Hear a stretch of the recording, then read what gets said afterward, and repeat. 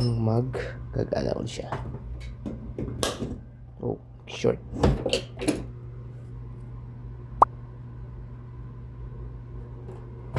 Pumutok. Okay, so far this is good na, and okay na siya.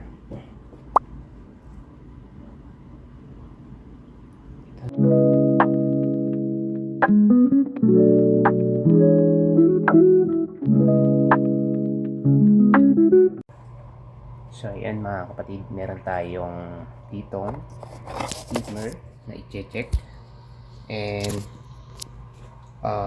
hindi siya umiinit. And i-check natin kung talagang papainit natin, kung ano yung problema niya. Ayan siya, saksak natin at nagkakarga siya ng tubig. Ayan. Pag green, nagkakarga siya na, then red, supposed to be dapat mag-iinit siya. And then ayun, dapat sa time na to nag-iinit na siya or nagpapakulo na siya. And then I think yung contactor niya is hindi pa siya dumidikit. And ayun, yun tingin natin based on sa diagnose natin is yung board ang may sira. Kaya ngayon papalitan natin yung board niya. At na natin titingnan yung board niya kung talagang yung board yung sira. Kaya ayan, gutin siyempre. Bago natin gutin muna natin.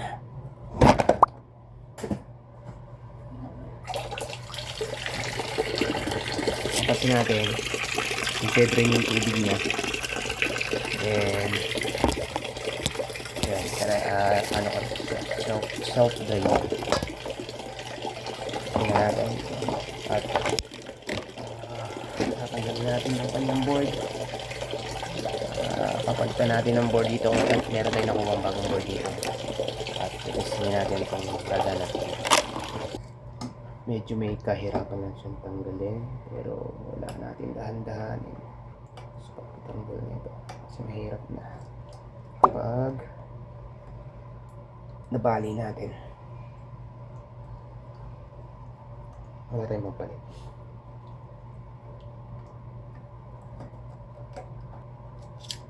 Dahil bago lang ako, lalo sa ganito, hindi ko muna siya tinatanggal lahat. Iniisa-isa ko siya. Kasi baka mamaya hindi ko na siya maibalik sa posisyon niya.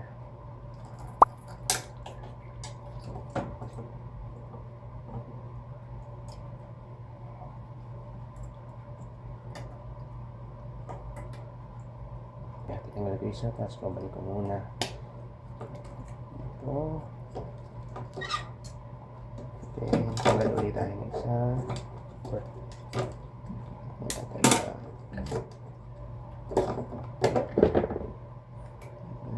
Isa. Actually, bago ko pa lang ito ginagawa. Sinabi na ng sir ko na aralin ko. Tapos, ayun, medyo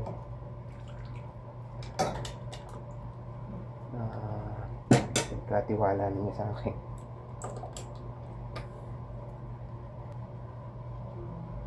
Yan, naipalit na natin yung bagong board. Then testingin natin kung talagang board ang problem niya. Okay, so sasaksak natin,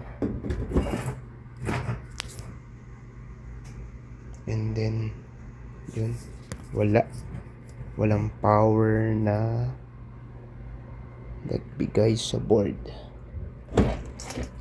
Kunin natin, baka may nakalimutan tayo.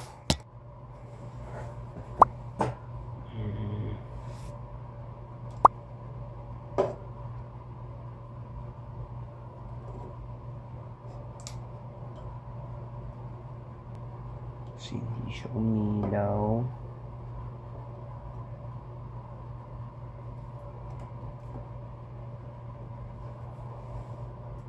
Naman tayong power. Okay. Palitan muna natin ulit yung board. Parang masira yung board na yun. Ito. Okay. Check ulit natin. Pasok natin. Yun.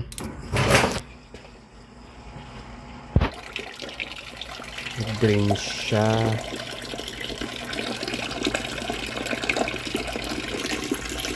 Ito dapat to iinit. Pag pumula na yan, yung ayan, oh. Pag pumula siya, supposed to be dapat mag-iinit siya. And dapat yung contactor natin is tutulak siya. Yan, nag-green. And I don't know bakit. Nagtitirin-tirin siya ng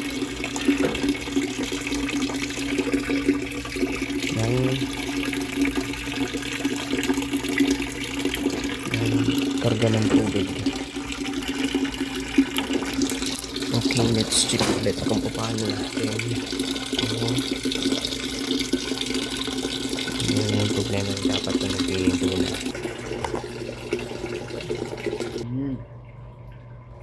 Dapat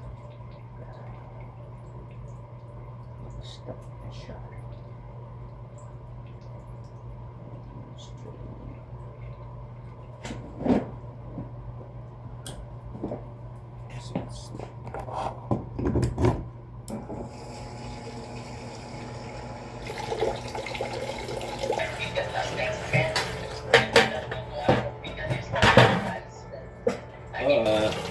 You need to face this. Yeah, you have the fact that. So ayun, tinanggal ko na nga pala yung drain pan niya. Drain pala. Tinanggal ko na, nilagyan ko siya ng half dito para hindi na nagaano kasi yung tubig niya. And yun. So far, tatry natin yung contactor naman. Yung contactor niya, which is eto. Kasi hindi siya sumasara na kailangan natin na ipasara to. Kaya tingin ko board pa rin, or kung ano, titingnan natin yung contactor talaga. Try muna natin yung contactor. Palitan. Tatry muna natin ulit palitan tong contactor. Yung isa para makita natin kung talagang ito yung problema niya.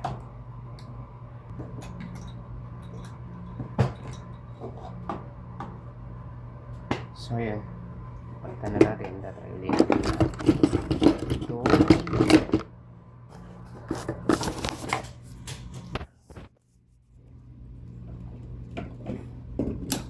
Yun, pumitik yung isa.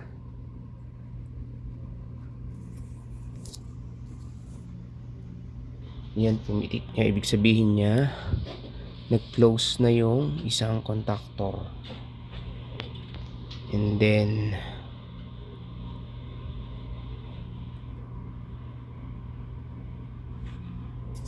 I think yung contactor ang may sira, kaya tumunog siya. Ibig sabihin nun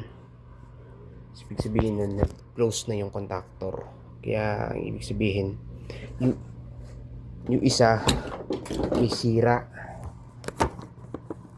Kaya itatry natin yung isa. Palitan din yung isa. Kasi nakita na natin, assure na natin sira yung contactor.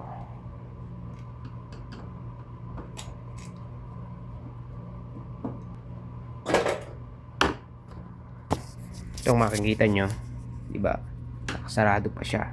Kailangan gumanito yan. Kailangan gumanon. Kapag nagkaroon na siya ng power, kailangan sumarado siya. So, sasaksak uli natin. Yun. Nakita natin na isa sumarado, pero ito isa hindi. Ibig sabihin, isa lang yung sumasara.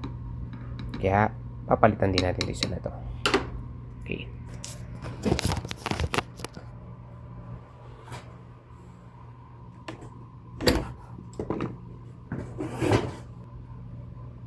Hanap tayo ng piyesa. Contactor din. Hindi pinapalitan natin.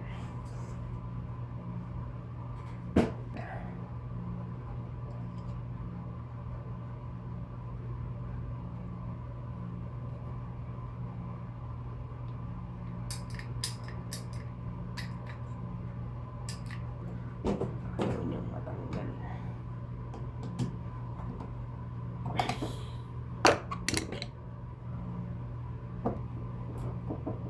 Yan. Ikabit na natin siya. Bigyan ng power.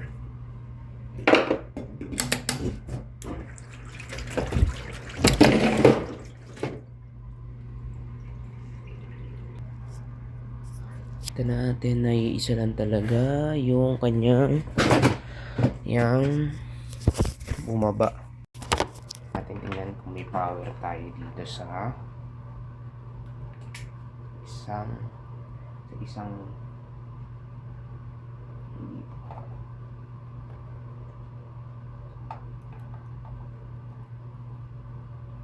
meron naman siya.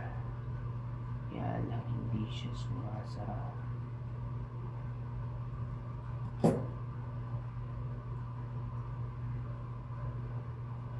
Ayun, kailangan muna natin siya ulit ikutin. Lagyan natin itong isa.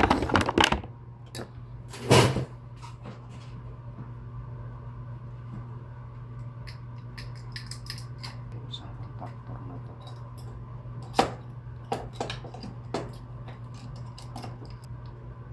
Okay. Try ulit na. Kung mag-gagana ulit siya. Oh, short.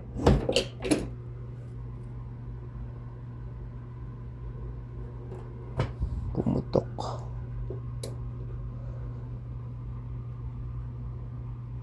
Saan yun?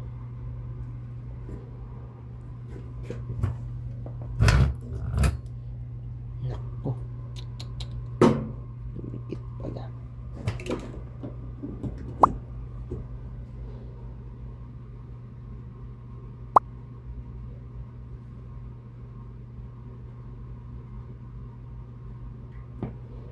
Short yung ating board. So ngayon okay na at ibabalik na natin. Pag-ana natin siya. Balik ko doon takip ng contactor.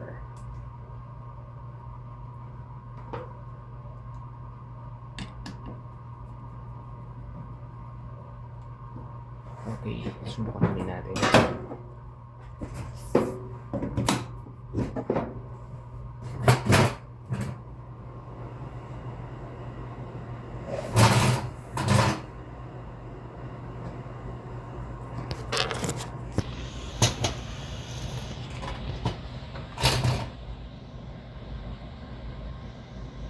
Sa ngayon talagang mapapansin nyo makusok na siya, which is magana rin, nag-steam na siya.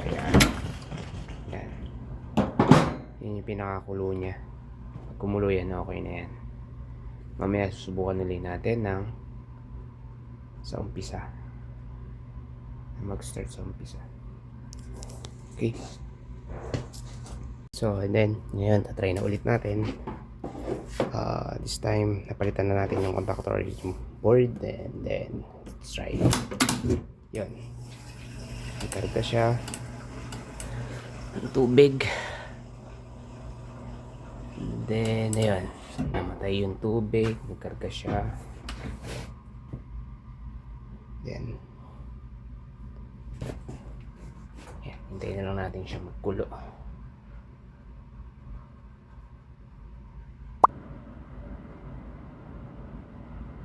Yan, kumukulo na siya.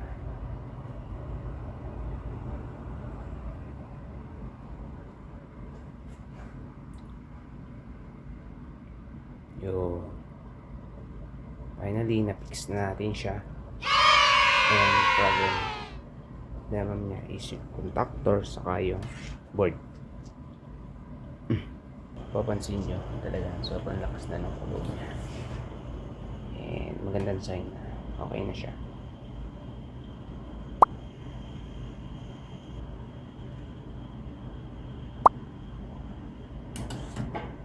Yun, nagdagdag siya ng tubig. Okay, so far this is good na and okay na siya. Dito natin tatapusin yung video natin and yun. Samahan niyo ako sa mga next pang ipipix natin.